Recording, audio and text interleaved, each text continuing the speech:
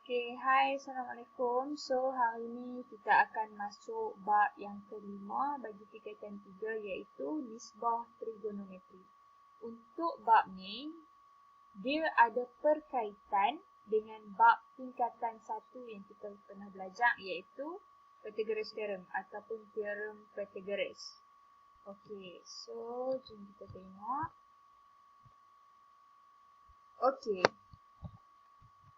So, pertama cikgu akan ajak cara untuk kita kenal sisi hipotenus, sisi bertentangan dan sisi bersebelahan untuk topik trigonometri ni lah. Kalau teorem Pythagoras, dulu ni kita nak cari nilai sisi. Tapi bagi bab melibatkan trigonometri, kita nak cari sudut.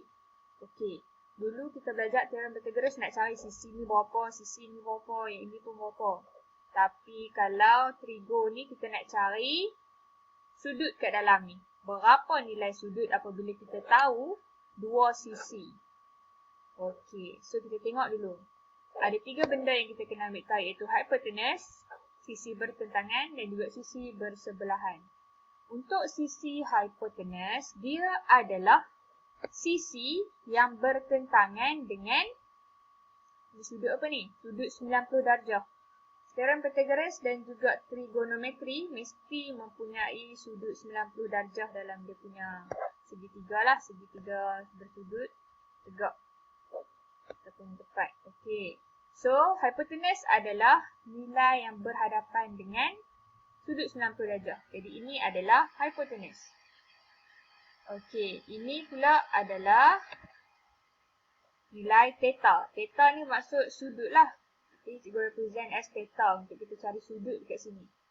Okey, soalan bagi sudut di sini. Jadi, sudut ini yang bertentangan dengan dia akan jadi nilai opposite. Bertentangan. Sisi bertentangan adalah sisi yang opposite dengan sudut yang kita nak cari. So, kalau sudut yang cikgu nak cari kat sini, opposite dia dekat sini lah. Okey. So, sekarang yang terakhir yang tinggal adalah adjacent. Okey, so kita tahu nilai hipotenus, opposite dia adalah sisi yang bertentangan dengan sudut yang hendak dicari. Dan label yang terakhir adalah adjacent lah, bersebelahan. Okey, jadi apa beza pengiraan trigonometri dan juga teorem Pythagoras macam cikgu cakap tadi lah. Trigonometri kita nak cari sudut. Manakala teorem Pythagoras, kalau kamu ingat lagi, kita cuma nak cari nilai sisi. Kat tepi ni je kita nak cari. Sekarang tingkatan 3 kita nak cari berapa sudut untuk bahagian kedalaman ni. Okey, next kita tengok. Okey, tentukan nilai hipotenus, sisi bertentangan dan bersebelahan. Okey, bukan nilai, bahagian. Tentukan bahagian hipotenus, sisi bertentangan dan juga bersebelahan. Okey, so first kita tengok soalan yang ni dulu. Okey, untuk segitiga ni, of course lah, kita tahu yang bertentangan dengan sudut 90 darjah adalah hipotenus. Jadi sini hipotenus. Ini sudut yang cikgu letak yang dia nak cari. So, theta dia dekat sini. Jadi, dia punya opposite adalah di sini. So, ini adalah nilai opposite dia. Hipotenus dah dapat, opposite dah dapat, baru kita boleh tentukan adjacent. Sisi bersebelahan. Okay, kalau yang ini, kita tengok yang ini dulu. Bertentangan dengan sudut 90 darjah dia. Jadi, ini adalah hipotenus. Okey, so sudut dia di sini. Jadi, di sini adalah yang bertentangan dengan sudut yang diberi adalah opposite. Sisi bertentangan dan akhir sekali baru kita label adjacent. Okey, contoh yang ketiga. Okey, kita label hipotenus dulu yang bertentangan dengan sudut 90 darjah. Jadi, ini adalah hipotenus. Ini sisi yang diberi. Sudut yang diberi yang dia nak cari. Jadi, yang bertentangan adalah opposite. sisi bertentangan. Dan akhir sekali adalah adjacent. Okey, so cikgu harap jelasan untuk kaedah macam mana kita nak menentukan nilai hypotenuse bertentangan iaitu opposite dan juga adjacent bersebelahan. Jadi untuk latihan pengukuhan, cuba buat soalan dalam buku teks muka surat 109 uji minda 1.5a. Okay, soalan ni dia akan tanya lah macam mana cara kita nak menentukan hypotenuse, sisi bertentangan iaitu opposite dan juga sisi bersebelahan iaitu adjacent. Okay, next. Right, jadi tadi kita dah tentukan sisi hypotenuse, sisi bertentangan dan juga sisi adjacent. Jadi, dekat sini, cikgu nak explain kenapa cikgu guna kataan English tadi. So, bertentangan cikgu pakai opposite, adjacent iaitu bersebelahan, cikgu pakai adjacent lah. Alright.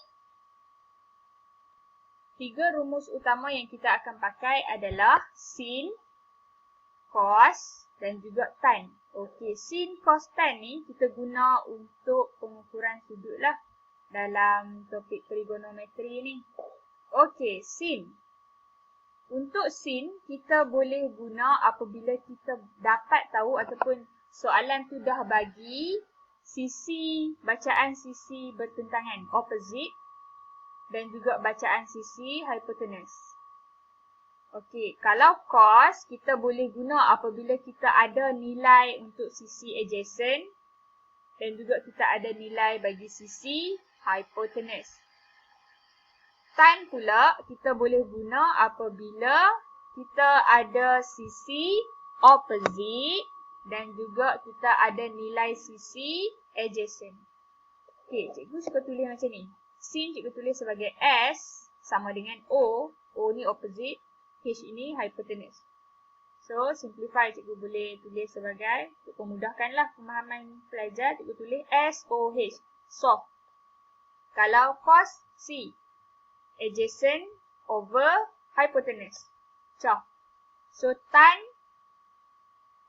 sama dengan opposite over adjacent. So, dia jadi tuah. So, untuk memudahkan untuk pelajar ingat, cikgu sukalah kalau nak hafal benda ni sebagai soh, coh dan juga tuah. So, bila soh bermaksud sin sama dengan O over H. Kalau cos sama dengan A over H. Kalau tan sama dengan O over A. So, cikgu akan ingat sebagai soh, coh dan juga tuah. Okey, so wajib hafal yang ni sebelum kita nak jawab soalan melibatkan trigonometri. Okay, cuba kita tengok satu contoh kat sini. Dia minta cari nilai cos. Okay, bila kita nak cari nilai cos bagi soalan melibatkan trigonometri, kita kena tahu dulu mana hypotenuse, mana adjacent, mana opposite. Okey, so first cari nilai hypotenuse dia. Hypotenuse dia adalah 20 cm. Opposite dengan sudut yang dicari. So, ini adalah opposite dia. 16 cm. Right. Finally, yang ini adalah adjacent. Adjacent dia. Okay. So, dia minta cos kan? Cikgu come out dengan formula cos lah. C-O-S. Cos. Ataupun bahasa Melayu, K-O-S lah. Alright. So, kalau cos, kita guna coh lah.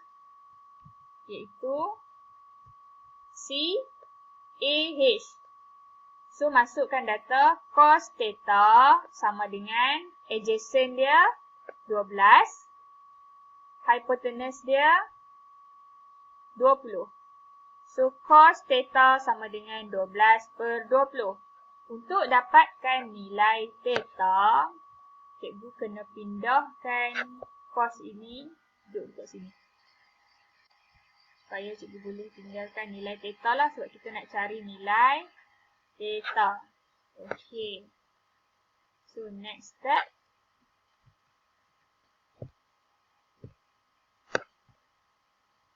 Okey, theta sama dengan cos negatif 1, 12 per 20. Cos apabila dipindahkan ke sebelah, dia akan jadi cos negatif 1. Tekan kalkulator. Okey, kalau kat kalkulator, kita tekan cos saja, dia akan keluar nilai cos je lah. Untuk dapatkan cos negatif 1, kena tekan shift, kemudian tekan the word cos tu. So, dia akan keluar cos negatif 1. And then kita letaklah 12 per 20. Kita akan dapat 53.13 darjah. Jadi dekat sini, theta ni ataupun sudut yang kita nak cari ni, sudut dia adalah sebanyak 53.13 darjah. So, itulah fungsi kita cari nilai cos yang kita belajar untuk topik trigonometri ni. Okey, tadi soalan tu dia minta cos. Sekarang dia tak minta. Soalan cuma nyatakan cari nilai theta. Cari nilai theta. Okey, first thing, kita kena identify mana hypotenuse, mana opposite dan mana adjacent. Okey. So, dekat sini, cikgu boleh tengok,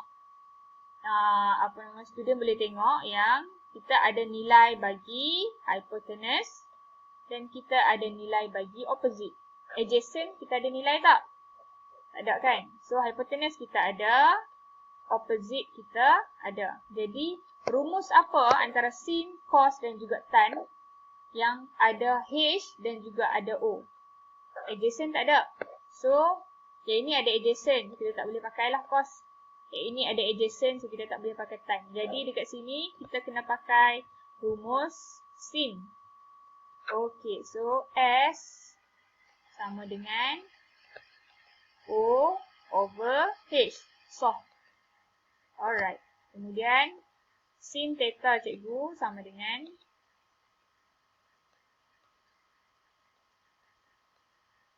opposite dia adalah 12.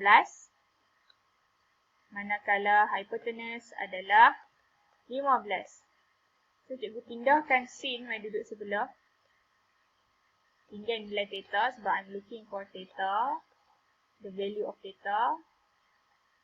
Dapat sin negatif 1. Okey. Nak dapatkan sin negatif 1, kena tekan shift sin. So, kita akan dapat sin negatif 1 kat kalkulator. 12 per 15. Okay, cuba tekan dapat berapa? Sin negatif 1, 12 per 15.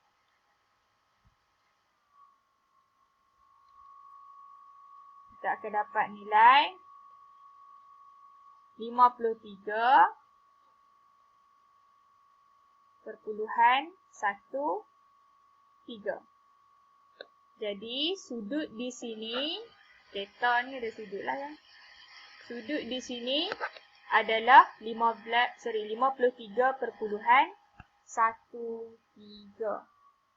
Okey, so cikgu harap jelas lah macam mana kita nak tentukan soalan tu. Bila dia minta cari nilai theta, dia tak habaq nak pakai cos ke, sin ke, tan ke. So, kita kena tengok pada value yang diberi, nilai diberi. Hypotenuse kita ada, opposite kita ada. So, kita pakai sin lah. Opposite ada, hypotenuse ada. Sebab adjacent tak ada nilai, kita tak boleh pakai cos, kita tak boleh pakai tan. Okey, so untuk pengukuhan pemahaman, cuba jawab soalan dalam buku teks muka surat 111, uji minda 5.1b.